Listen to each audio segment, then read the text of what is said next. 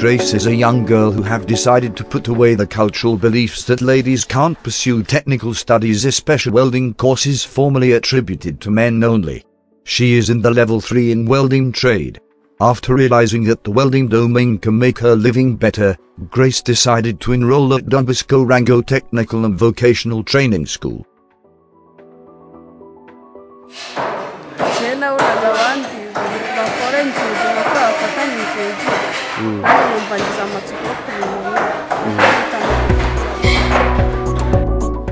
She said that the welding is the career of her choice because she loves it.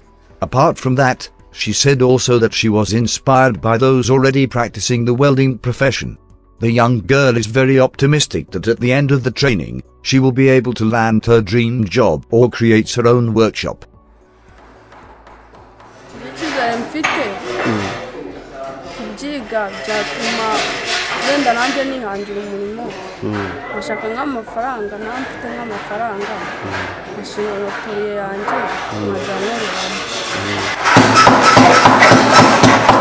She encourages other ladies in Rwanda to join technical and vocational professions, adding that young girls should not undermine the TVET studies because they are the same as other courses.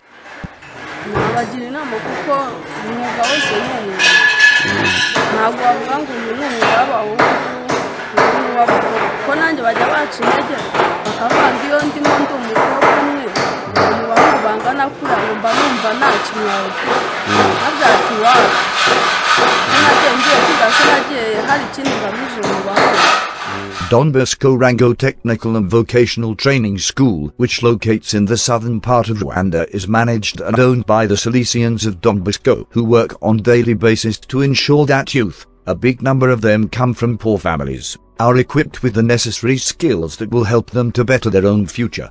As of today, the 24th of January 2020, over 100 young people have registered in various trades which include masonry, tailoring, welding, culinary arts, carpentry and hairdressing at Don Bosco Rango Technical and Vocational Training School.